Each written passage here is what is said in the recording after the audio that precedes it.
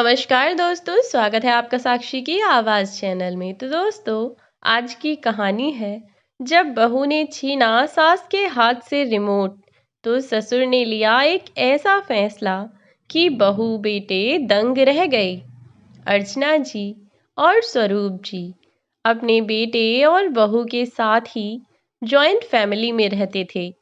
अभी तक उनके परिवार की स्थिति बहुत अच्छी थी। बेटा और बहू दोनों ही बहुत अच्छे थे। आजकल के ज़माने को देखते हुए आज तक कभी भी स्वरूप जी की बहू ने उनके या अर्चना जी के साथ कोई भी किसी भी तरह की बदतमीजी नहीं की थी। वे अपने सास ससुर के साथ बहुत अच्छे से रहती थी और इसी बात को लेकर दोनों पति पत्नी बहुत संतुष्ट भी थे। हालांकि अभी तक सब कुछ दोनों पति पत्नियों के हाथ में ही था, लेकिन फिर भी अपनी बहू की बढ़ाई करते नहीं थकते थे। अपनी बहू की इतनी तारीफ किया करते जैसे उनकी बहू जाने कितनी अच्छी हो, और फिर वह यही सोचा करते थे। लेकिन एक दिन कुछ ऐसा हुआ कि दोनों पति पत्नी के पैरों तले जमीन निकल गई, और फिर उन्होंने एक ऐसा फैसला लिया। इसके बारे में सुनकर बेटे और बहू दोनों का सर चकरा गया, क्योंकि उन्हें उनके माता पिता से ऐसी उम्मीद नहीं थी। आखिरकार स्वरूप जी ने ऐसा क्या किया कि उनके बहू बेटे दिन में ही तारे देखने लगे। दोपहर का समय था और अर्चना जी बेड पर बैठी हुई पूरे दिल और दिमाग से वहां मौजूद ही नहीं थी। उनका ध्यान तो कहीं और ही था। दरअसल अर्चना जी पलंग पर आराम से बैठी हुई टीवी में चल रही रामायण को पूरे ध्यान से देख रही थीं। वह इतने मनोयोग से रामायण को देख रही थीं कि पूरे तरीके से रामायण में डूब चुकी थीं। उधर उनके पति स्वरूप जी एक कुर्सी पर बैठे बैठे अखबार पढ़ रहे थे। वह पूरे तरीके से अखबार में डूबे हुए थे कि अचानक से खटखट की आवाज़ हुई और टीवी बंद हो गया। अब अचानक से टीवी के बंद हो जाने से अर्चना जी का ध्यान टूटा और वह चौंक गईं, क्योंकि लाइट तो आ रही थी। तो फिर अचानक टीवी बंद कैसे हो गया? जैसे ही टीवी बंद हुआ, वैसे ही अर्चना जी ने पलट कर देखा तो पता चला कि टीवी का रिमोट बहू तरुणा के हाथ में था और टीवी उसी ने बंद किया था। अपनी बहू तरुणा की तरफ देखते हुए बड़े प्यार से सास अर्चना जी ने उससे पूछा, क्या हुआ तरुणा बेटा, तुमने टीवी क्यों बंद कर दिया? अर्चना जी को कुछ समझ ही नहीं आ रहा था।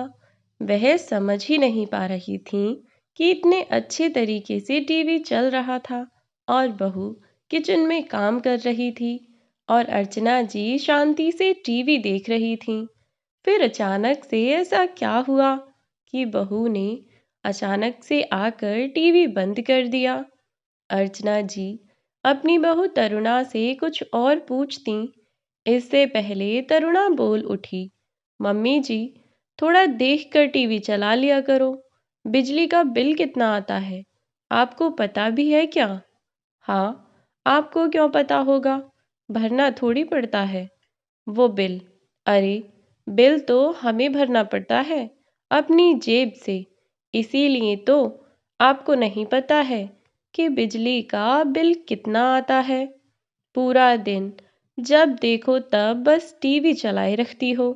अरे, एक ही बेटे हैं आपके, उनके बारे में भी कभी सोच लिया करो कि दिन रात कितनी मेहनत करके वो पैसे कमाते हैं, और एक आप हैं कि अपने बेटे की तरफ बिल्कुल भी नहीं सोचती हो। न जाने कैसी माँ हो आप भी, हम तो समझ ही नहीं पा रहे हैं।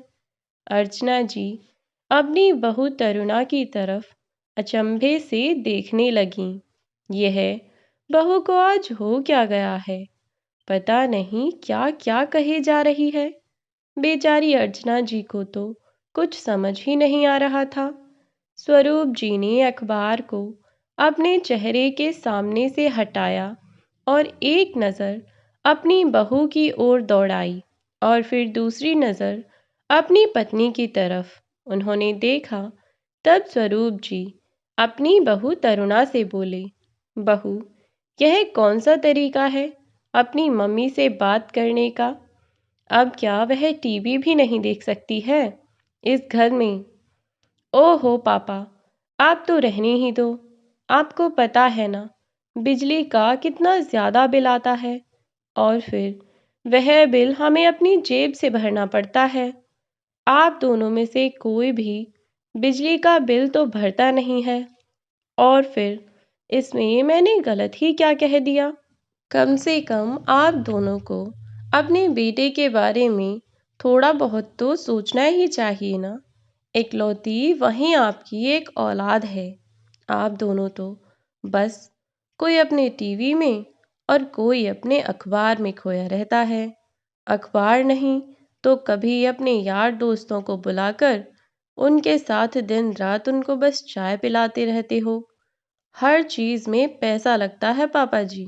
चाय के लिए भी जो चाय पत्ती और चीनी और दूध आता है ना, वह फ्री का नहीं आता, वो भी पैसे से ही आता है। लेकिन आपको क्या, बेटे के साथ जो हो सो हो। आपको बाकी दुनिया से तो कोई मतलब ही नहीं है। गुस्से में तमतमाती हुई तरुणा ने अपने ससुर स्वरूप जी से कहा, और फिर हमारे भी तो बच्चे हैं, हमें भी तो अपने बच्चों के बारे में सोचना है ना। अब कल को बच्चे बड़े होंगे तो हम कैसे करेंगे? अगर इन सब फिजूल खर्ची पर हमने अभी से रोक नहीं लगाई तो हम तो अपने बच्चों के लिए कुछ भी नहीं कर पाएंगे ना पिताजी। और बस इसीलिए मैंने सोच लिया है कि अब से टीवी का रिमोट मेरे पास रहेगा। सुबह को 10 बजे से 12 बजे तक और शाम को 6 बजे से 8 बजे तक। बस इतने टाइम ही टीवी चला करेगा, या फिर मैं खुद ही इतने टाइम आकर पहले से ही टीवी चला दिया करूंगी। इस बात की चिंता आप बिल्कुल मत कीजिए। और फिर इतना कहती हुई तरुणा हाथ में टीवी का रिमोट लिए गुस्से में दमदमाती हुई कमरे से बाहर निकल गई और किचन की तरफ चली गई। अर्चना जी तो जैसे पत्थर की मूर्ति बन गई थीं। बहू की इतनी कड़वी बातें उनसे बिल्कुल भी बर्दाश्त नहीं हो रही थीं। फिर भी उन्होंने इस बात पर अपनी कोई भी प्रतिक्रिया नहीं दी, जबकि तरुणा उनके साथ इतनी बदतमीजी कर गई थी। बस अर्चना जी गुमसुम चुपचाप सी एक जगह बैठी रहीं। अब स्वरूप जी ने अपनी पत्नी अर्चना की तरफ देखा। अर्चना जी बिल्कुल स्तब्ध बैठी हुई थीं। स्वरूप जी ने अर्चना जी को कई बार आवाज़ दी, लेकिन अर्चना जी ने कोई जवाब ही नहीं दिया। उनकी आंखें खुली की खुली थीं, बस आंखों से लगातार आंसू बहे जा रहे थे। पहले तो स्वरूप जी अर्चना जी की ऐसी हालत देखकर थोड़े से घबरा गए, लेकिन फिर अर्चना जी के पास पहुंचे और उनके पास बैठकर अर्चना जी के कंधे पर हाथ रखते हुए बोले, अर्चना, बेकार में क्यों परेशान हो रही हो? मैं तुम्हें कब से आवाज़ दे रहा हूँ, तुमने मेरी बात का कोई जवाब ही नहीं दिया। अपने पति का स्नेह भरा हाथ अपने कंधे पर पाकर अर्चना जी की रुआंस छूट पड़ी और वे फूट फूट कर रोने लगीं। आज स्वरूप जी ने भी अपनी पत्नी को रोने से नहीं रोका और वे अर्चना जी का हाथ पकड़कर वहीं पलंग पर बैठ गए। अपने पति का साथ और स्नेह पाकर अर्चना जी का रोना भी अब सिसकियों में बदल गया था। अब स्वरूप जी ने अर्चना जी को प्यार से समझाया और चुप किया। फिर साइड में रखी टेबल से जाकर मग से पानी पलटकर ग्लास में किया और अर्चना जी को लाकर दिया। अब अर्चना जी ने पानी पिया। फिर स्वरूप जी ने उन्हें थोड़ी सी सांत्वना देकर जैसे तैसे उन्हें चुप किया। अर्चना जी अब थोड़ी सी संभलीं, लेकिन उन्हें फिर भी विश्वास नहीं हो रहा था कि उनकी अपनी बहू उनके साथ ऐसा व्यवहार कर सकती है। वह यकीन ही नहीं कर पा रही थीं कि यह सच था या सपना था। अर्चना जी ने स्वरूप जी से जैसे ही कुछ कहने के लिए अपना मुंह खोलना चाहा, तब स्वरूप जी ने उंगली से इशारा करते हुए उन्हें चुप रहने को कहा और खुद जाकर अपनी कुर्सी पर पीछे की तरफ कमर टिकाकर आंख बंद करके बैठ गए और किसी गहन चिंतन में डूब गए। अपनी कुर्सी पर बैठने से पहले स्वरूप जी ने अर्चना जी को इशारे से कहा कि वह जाकर थोड़ा आराम कर लें और लेट जाएं। अर्चना जी ने अपने पति की बात सुनी और वह आराम करने को चली गईं। इधर स्वरूप जी ने हालांकि अपनी पत्नी से कुछ कहा तो नहीं था, लेकिन मन ही मन वह आंख बंद करके बैठे हुए यही सब सोचे जा रहे थे कि आखिर आज हुआ क्या है। एकदम से जैसे कोई भयंकर तूफान आया था, जिसका उन्हें कभी अंदेशा ही नहीं था। एक भयंकर तूफान आया और चला गया, लेकिन छोड़ गया एक अनदेखा सा दर्द, जिसकी व्याख्या की ही नहीं जा सकती थी। बहु तरुणा का कहा गया एक एक शब्द अर्चना जी के साथ साथ स्वरूप जी के आत्मसम्मान को भी छलनी कर गया था।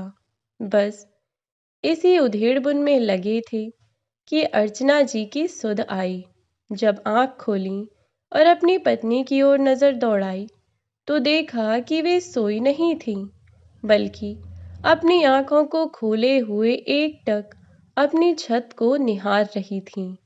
हालांकि घर की हवा का रुख तो पिछले 2-3 महीनों से उन्हें बदला हुआ ही नजर आ रहा था, फिर भी वह चुप थे।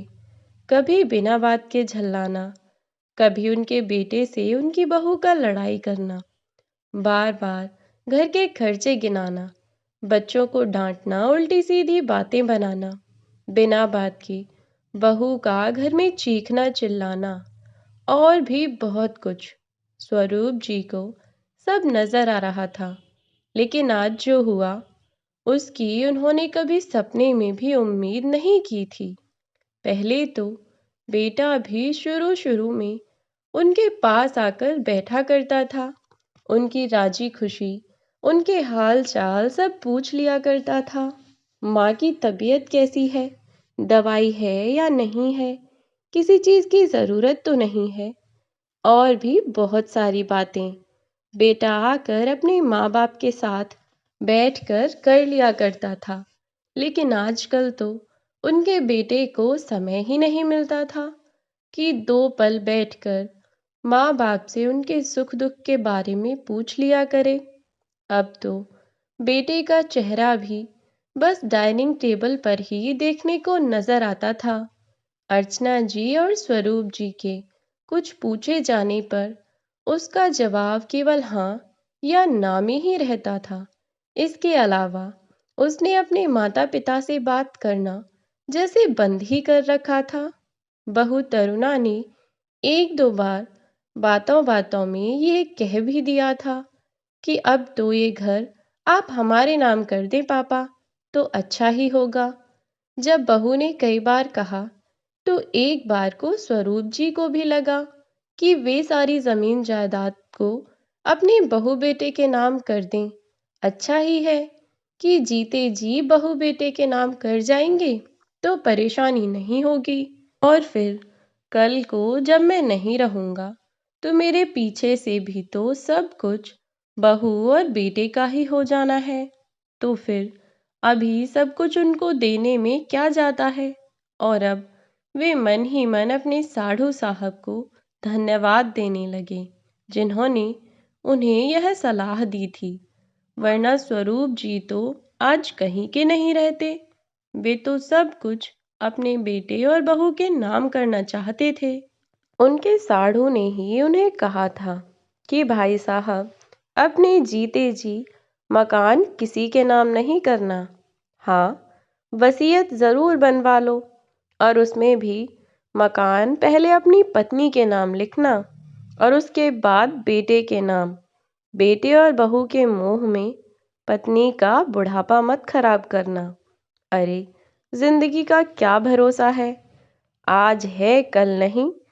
कल को अगर आपको कुछ हो गया तो कम से कम आपके बाद उनको किसी के आगे गिड़गिड़ाना तो नहीं पड़ेगा। अरे भाई साहब, औलाद का कोई भरोसा नहीं।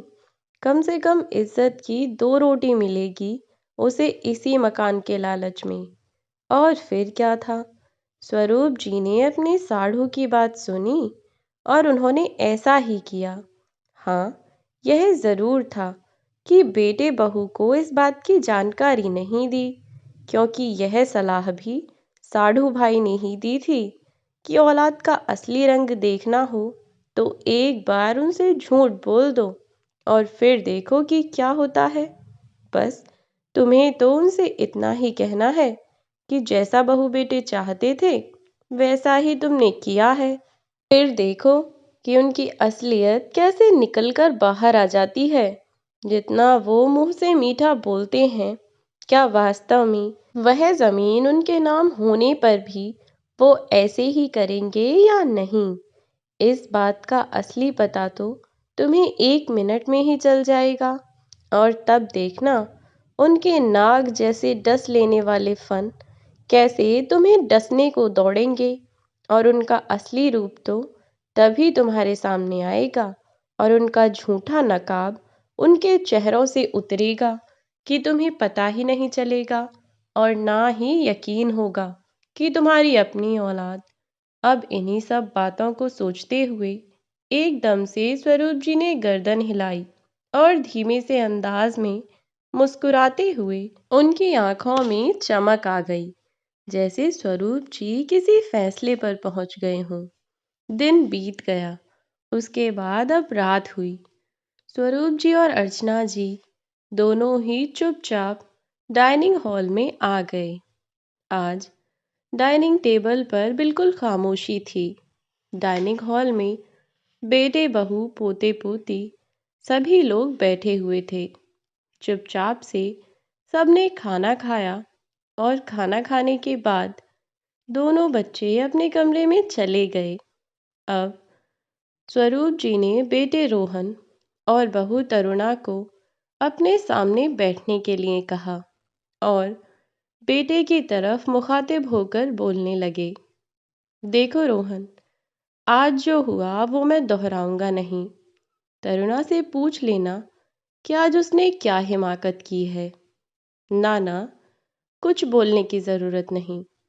अपनी बहू तरुणा को बोलने के लिए आतुर देख स्वरूप जी ने कहा और बात आगे बढ़ाते हुए बोले, आज ऐसा हुआ है जो मुझे मंजूर नहीं है। इस घर को, तुम्हारी जिंदगी को बनाने में हमने न दिन देखा न रात, कभी पैसों का मोह नहीं किया। अरे, तुम्हारी मम्मी भी अच्छा कमाती थी और मैं भी अच्छा वेतन पाता था, तो जिंदगी आराम से गुजर रही थी। और फिर ये 2 मंजिला मकान भी बना लिया ताकि बुढ़ापा शांति से गुजर जाए। तुम्हारी मम्मी ने 2-2 ड्यूटियां निभाई, घर को भी पूरा समय देती थी और नौकरी भी करती थी।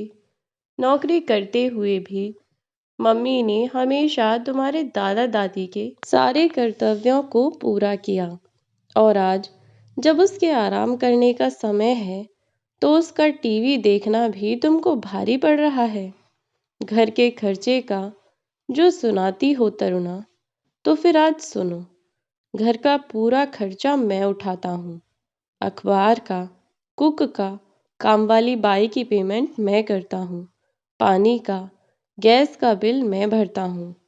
तुम दोनों सिर्फ बिजली का बिल देते हो।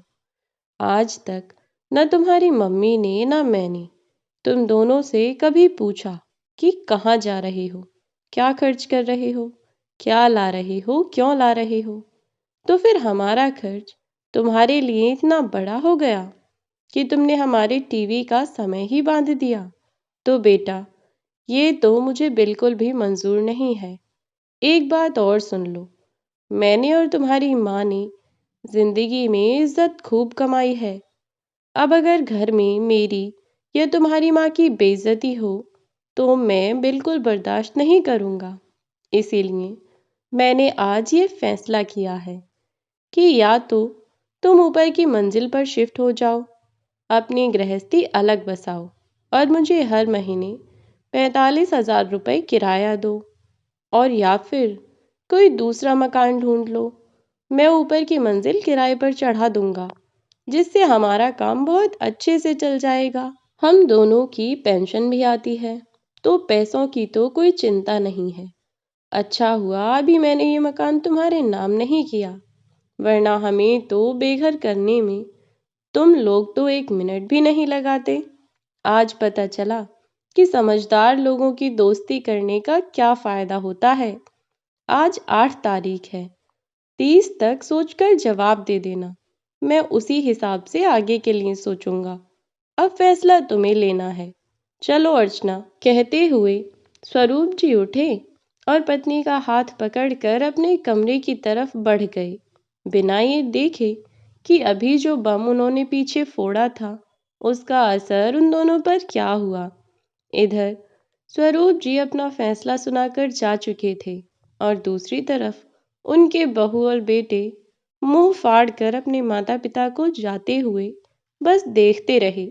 शायद वह यकीन ही नहीं कर पा रहे थे कि उनके पिता ने जो उनसे कहा, क्या वह सब सच था। क्या उनके पिता ऐसा फैसला भी ले सकते हैं, क्योंकि उन्होंने तो ऐसा कभी सोचा ही नहीं था। सोचा तो स्वरूप जी ने भी नहीं था, लेकिन जब औलाद अपना ऐसा रूप दिखाए तो माता पिता को भी अपने आत्म स्वाभिमान की रक्षा के लिए कुछ कठोर फैसले लेने पड़ते हैं। और जब माता पिता अपना कठोर स्वरूप फैसला लेते हैं तो शायद औलाद उनका वह फैसला बर्दाश्त भी नहीं कर पाती। इसीलिए यदि आपके माता पिता आपके साथ अच्छे से व्यवहार करके खुशी खुशी रह रहे हैं तो उन्हें अपना रौद्र रूप दिखाने पर मजबूर ना करें, क्योंकि जो माँ बाप आपको पाल पोस कर इतना बड़ा कर सकते हैं, वे माँ बाप अपने आप को और अपने बुढ़ापे को सुरक्षित रखने के लिए नहीं सोच सकते क्या। तो दोस्तों, यह थी हमारी आज की कहानी। आज की कहानी आपको कैसी लगी हमें कमेंट बॉक्स में ज़रूर बताएं। वीडियो अगर आपको अच्छी लगी हो तो वीडियो को लाइक और शेयर करना ना भूलें। साथ ही चैनल को सब्सक्राइब कर दें ताकि आने वाली वीडियोस की नोटिफिकेशन आपको मिलती रहे। आज के लिए बस इतना ही। मिलती हूँ आपसे एक नई वीडियो में एक नई कहानी के साथ। तब तक के लिए बाय बाय मेरे प्यारे दोस्तों। अपना ख्याल रखें।